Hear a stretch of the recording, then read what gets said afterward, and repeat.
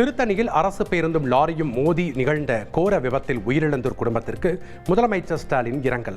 உயிரிழந்தோர் குடும்பத்தினருக்கு தலா 3 லட்சம் ரூபாயும், காயமடைந்தோருக்கு தலா 1 லட்சம் ரூபாயும் நிவாரண நிதி வழங்கி உத்தரவு.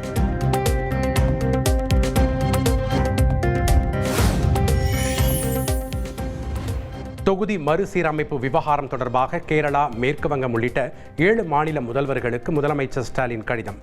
கூட்டு நடவடிக்கை குழு அமைப்பது தொடர்பாக வரும் 22ஆம் தேதி ஆலோசனை கூட்டத்தில் பங்கேற்கவும் அழைப்பு.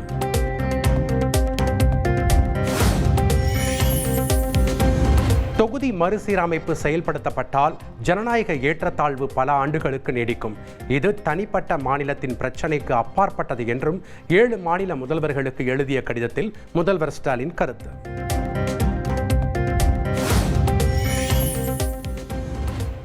சென்னை ராயப்பேட்டையில் உள்ள YMCA திடலில் தாவேகா சார்பில் நடைபெற்ற இஃப்தார் நிகழ்ச்சியில் விஜய் பங்கேற்பு. குல்லா அணிந்து கலந்து கொண்ட விஜய் 2000 இஸ்லாமியர்களுடன் சேர்ந்து தொழுகை நடத்தி நோன்பு திறப்பு.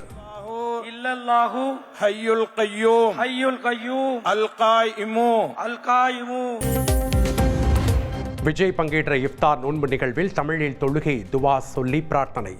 கஞ்சி குடித்து நோன்பு திறந்தார் விஜய்.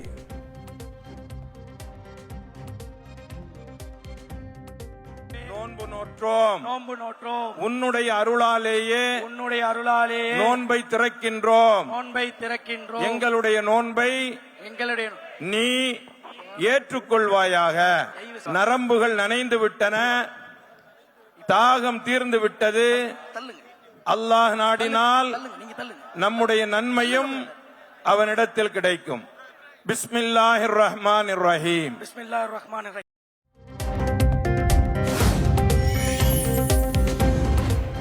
தாவேகா நடத்திய இஃப்தார் நிகழ்ச்சிக்கு வந்த விஜயை காண முண்டியடித்து ஓடி வந்த ரசிகர்கள் தடுப்புகளை எகிரி குதித்து திடலுக்குள் நுழைந்ததால் பரபரப்பு.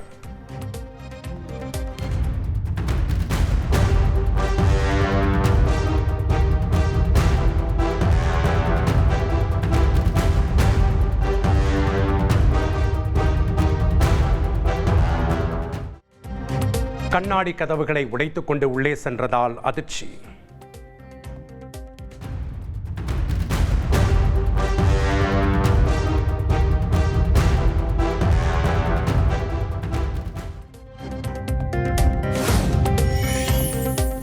தாவேகா இஃப்தார் நிகழ்ச்சியில் அழைப்பிதழை கலர் ஜெராக்ஸ் எடுத்துக்கொண்டு சில ரசிகர்கள் வந்ததால் குழப்பம். அழைப்பு விடுக்கப்பட்டவர்களை விட ஏராளமானோர் குவிந்த நிலையில் ரசிகர்களை கட்டுப்படுத்த முடியாமல் பவுன்சர்கள் திணறல்.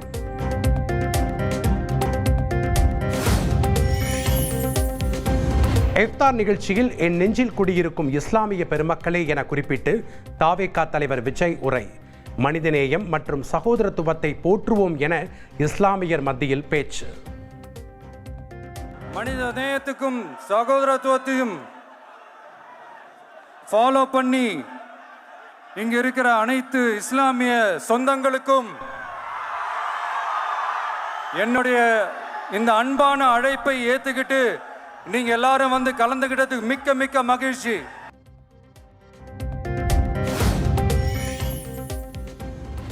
தாவேகா நடத்திய இஃப்தார் நிகழ்ச்சியில் 2000த்திற்கும் மேற்பட்டோருக்கு பரிமாறப்பட்ட மட்டன் பிரியாணி.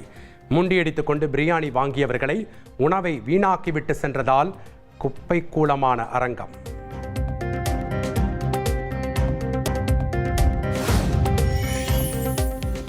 ஆபரண தங்கத்தின் விலை சவரனுக்கு 240 ரூபாய் குறைந்தது.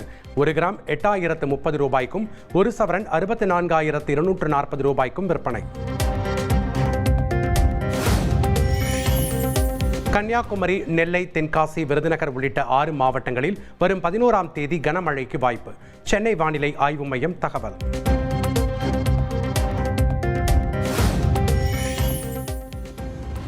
டென்னிஸ் வீராங்கனைகளுக்கு 12 மாதங்களுக்கு ஊதியத்துடன் கூடிய மகப்பேறு விடுப்பு. சர்வதேச பெண்கள் தினத்தை ஒட்டி மகளிர் டென்னிஸ் கூட்டமைப்பு அறிவிப்பு.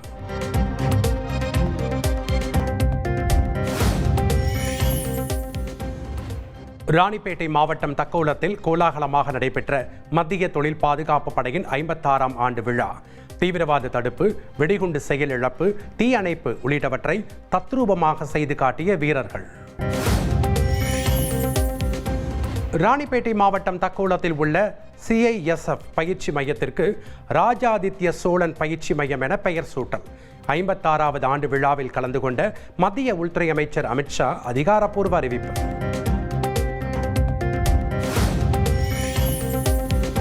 இலங்கை கடற்படையால் கைது செய்யப்பட்ட 14 தமிழக மீனவர்களை உடனடியாக விடுவிக்க உரிய நடவடிக்கை எடுக்க வேண்டும். மத்திய வெளியுறவுத்துறை அமைச்சர் ஜெய்சங்கருக்கு முதலமைச்சர் ஸ்டாலின் கடிதம்.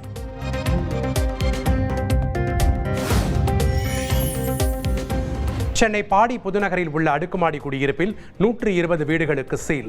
சொத்து வரி செலுத்தாததால் வருவாய் அலுவலர்கள் அதிரடி நடவடிக்கை. சென்னை எழும்பூர் CMDA வளாகத்தில் உள்ள டாஸ்மாக் தலைமை அலுவலகத்தில் 2வது நாளாக அமலாக்கத்துறை சோதனை. டாஸ்மாக்கு மதுபானம் சப்ளை செய்யும் தனியார் நிறுவன அலுவலகத்திலும் சோதனை தீவிரம்.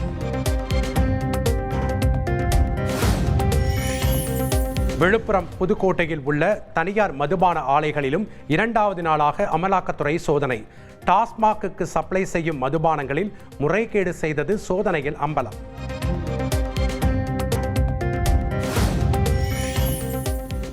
தேர்தல் வருவதால் தமிழகத்தில் அமலாக்கத்துறை சோதனை அடிக்கடி நடக்கும் என காங்கிரஸ் MP கார்த்தி சிதம்பரம் கருத்து. அமலாக்கத்துறை மத்திய அரசின் கைப்பாவையாக செயல்படுவதாகவும் விமர்சனம். ராணிப்பேட்டை மாவட்டம் தக்கோலத்தில் உள்ள CISF பயிற்சி மையத்திற்கு ராஜாதித்ய சோழன் பயிற்சி மையம் என பெயர் சூட்டல்.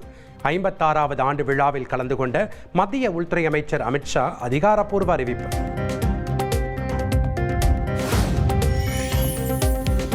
இலங்கை கடற்படையால் கைது செய்யப்பட்ட 14 தமிழக மீனவர்களை உடனடியாக விடுவிக்க உரிய நடவடிக்கை எடுக்க வேண்டும். மத்திய வெளியுறவுத்துறை அமைச்சர் ஜெய்சங்கருக்கு முதலமைச்சர் ஸ்டாலின் கடிதம்.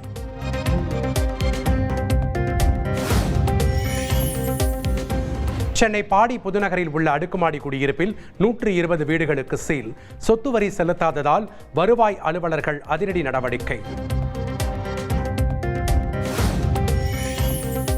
சென்னை எழும்பூர் CMDA வளாகத்தில் உள்ள டாஸ்மாக் தலைமை அலுவலகத்தில் 2வது நாளாக அமலாக்கத்துறை சோதனை. டாஸ்மாக்கு மதுபானம் சப்ளை செய்யும் தனியார் நிறுவன அலுவலகத்திலும் சோதனை தீவிரம். விழுப்புரம் புதுக்கோட்டையில் உள்ள தனியார் மதுபான ஆலைகளிலும் 2வது நாளாக அமலாக்கத்துறை சோதனை. டாஸ்மாக்கு சப்ளை செய்யும் மதுபானங்களில் முறைகேடு செய்தது சோதனையில் அம்பலம்.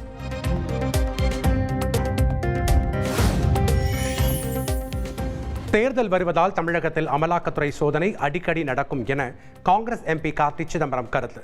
அமலாக்கத்துறை மத்திய அரசின் கைப்பாவையாக செயல்படுவதாகவும் விமர்சனம்.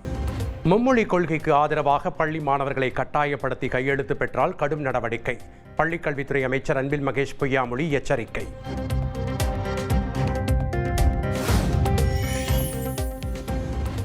சென்னை காரப்பாக்கத்தில் மும்மொழி கொள்கைக்கு ஆதரவாக மாணவர்களிடம் கையெழுத்து பெற்ற விவகாரத்தில் பாஜகவினர் கைது. தங்களையும் கைது செய்ய வலியுறுத்தி நூற்றுக்கணக்கான பாஜகவினர் காவல் நிலைய வளாகத்தில் வாக்குவாதம்.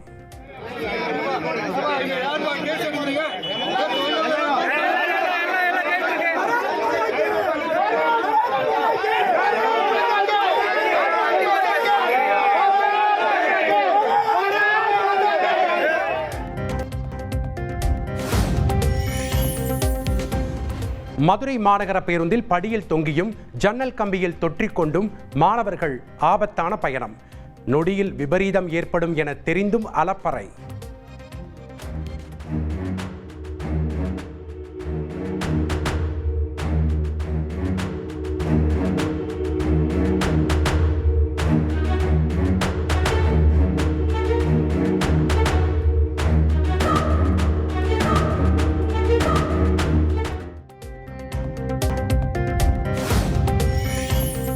ஈரோடு மாவட்டம் கோபிச்செட்டிப்பாளையத்தில் அரசு பேருந்து ஓட்டுநருக்கும் பைக் ஓட்டிக்கும் இடையே பயங்கர மோதல். சாலையை கடக்க முயன்ற போது ஏற்பட்ட வாய் தகராறில் கைகலப்பு. ஹரியானா மாநிலம் பஞ்ச்குலாவில் இந்திய விமானப்படைக்கு சொந்தமான போர் விமானம் விழுந்து நொறுங்கி விபத்து. துரிதமாக செயல்பட்டு வெளியேறியதால் உயிர் தப்பிய விமானி.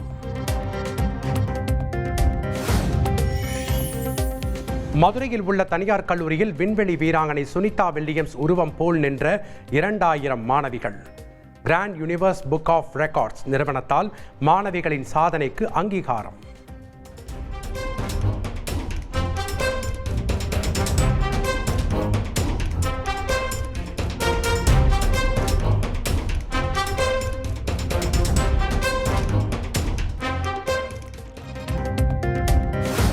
கரூரில் கல் உடைக்கும் ஆலையில் ஏற்பட்ட விபத்தில் தொழிலாளி பலியானது தொடர்பான வழக்கு. திமுக எம்எல்ஏ பழனியாண்டியின் விடுதலையை ரத்து செய்து சென்னை உயர்நீதிமன்றம் உத்தரவு.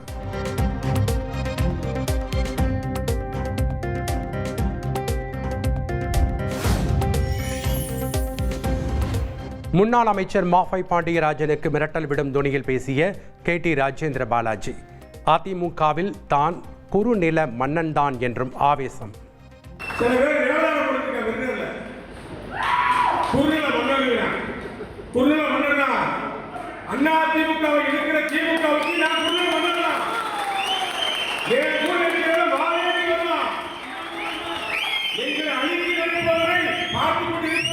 தேடுகிற